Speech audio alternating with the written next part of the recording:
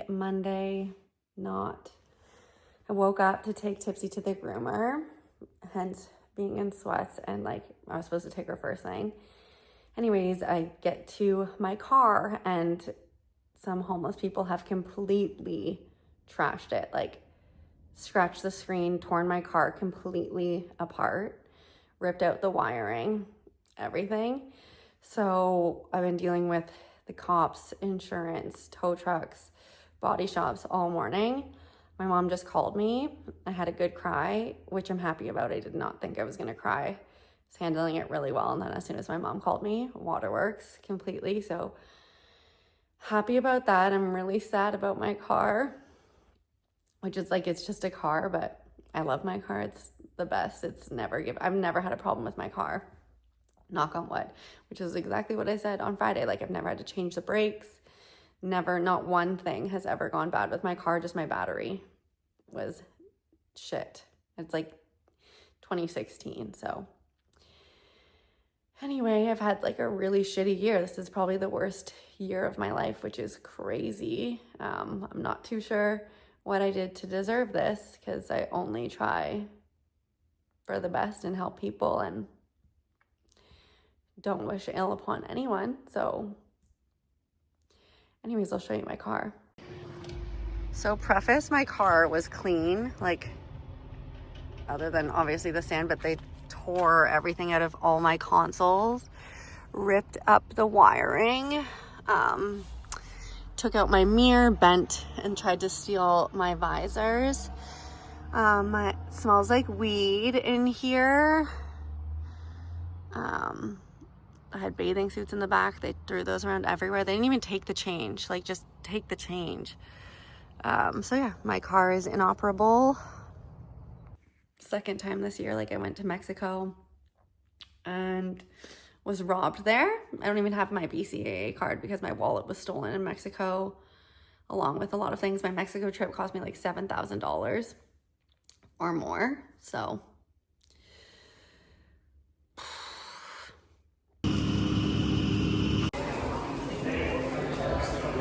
okay, hi guys, it is Friday. I've had a week. Yeah, I am just gonna talk here. I want to preface by saying that I have a goal to share real life. Like, it's not rainbows and butterflies and everything. It is 100%, but not all the time. So I just want to be real. Like, this is real life. This is real. And you go through ebbs and flows. And I think one of the most important things is to not let the lows stay low, because then your nervous system gets used to it and you train that muscle to stay low. And then it's harder to get out of it, and your body will try everything to do what it's used to, and that's staying low. So in saying all that, yeah, I have been struggling for sure. I just feel insanely defeated. I don't know if I said that in my last video, but I definitely feel really tired. I feel really defeated. I feel really low. And it's really important to not bypass that, but to feel it. But I felt it for the past 4 days, and now I gotta move through it. So I will be showing you what I do when things like this happen. And again, it's different for everyone. Usually it'd actually be leveraging some other practitioners that I know, but I'm not able to do that right now. So I really have to lean into my tools, what I know, and what I'm going through. I just want to also talk about, what I'm going through. So I think I said in my first vlog, I don't resonate with Instagram. I'm not loving it. And I broke that down with my business coach. And one of the things that I like with my business coach is that she speaks to energetics, like with not just in business, but in life. And she understands that the energy that you put into one thing is the energy that comes through and pours out into everything else. And On Instagram, I just feel like I show a facet of my life and not the whole thing. And it's kind of a theme within my life since I was a kid. I've never fully loved and embraced my whole self because I grew up neurodivergent and I was always told that I was wrong. Like the way I thought was wrong, the way I spoke was wrong. Everything was wrong. So I have a really hard time embracing who I am, which is part of my platform, and embracing my whole self. And you are along for the journey. And it has been a long journey. And I'm very, very grateful to be where I am and to help other people go through this, because I think that was part of my life journey, was to go through it so I could help other people through it. But yeah, so my challenge right now on my journey is to embrace my whole self through social platforms, as well as not to give away my power, because I have been giving away my power. I allow other people to make me feel scared, insecure, uncomfortable. I allow circumstances to dictate my feelings, and it's been like that my whole life. And I mean, this week has been a huge lesson within that, and I've really felt squeamish within my body. Like I felt sick and squeamish and uncomfortable and not good. And I know that it's for a greater purpose, especially since I'm pivoting my whole life. But yeah, it really is still hard to get like all of your items ripped away from you. So anyways, today I am hanging out with some girlfriends, which will be lovely. And I want to let you know that I actually don't want to do that at all. I'd rather be at home on my couch wallowing, but I know I have to. And I'm just getting a call right now, so I'm going to end this and I'll come back on later. Okay, so this is a tool that you can use to regulate yourself. I mean, I have a billion, but right now, as I told you, I mean, this is for everyone. You don't ever want to do it. Like, you never want to do it. You'd rather sit on the couch, scroll, disassociate, but it's really important to not.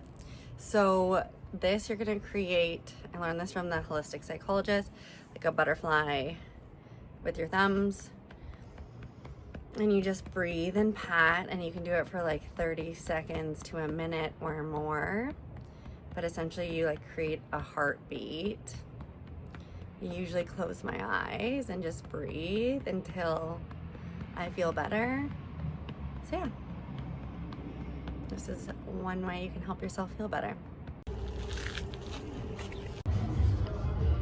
Okay, you guys, I'm so lucky, and this is why you don't want to sit and wallow in it, but my neighbor, who's turned into a great friend of mine, just dropped off some flowers, so I'm gonna cut these, put them in the vase.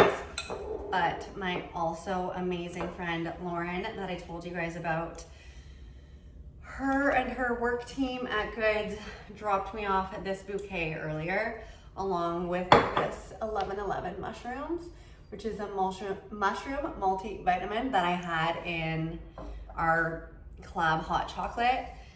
So yeah, this is why it's so important to not sit and wallow in it.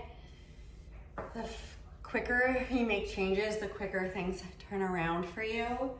And yeah, you gotta feel it to heal it, but you can't bypass it. And to be like everything's fine when it's not is not helping anyone. It's so important to ask for help when you need it. And then not only that, I realized when I was talking in my last blurb before I went for coffee with my girlfriend, that I said I use a team of amazing practitioners, and I do. And I also told you that I give my power away. And I think this is part of my lesson, is I have all the tools, all the knowledge, everything to get myself through this particular period in my life. And I need to lean on myself right now and use everything I know, because I know how to not be here. I know how to not lean on SSRIs. I know how to change my energy in my life. So let's go. I put it down. But like,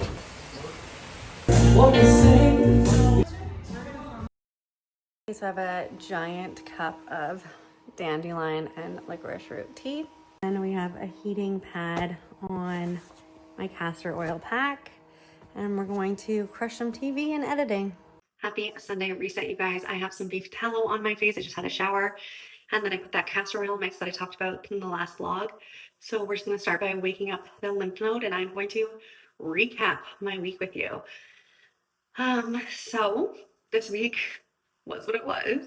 I mean, you guys saw it. You saw my vulnerability, everything, my highs and my lows.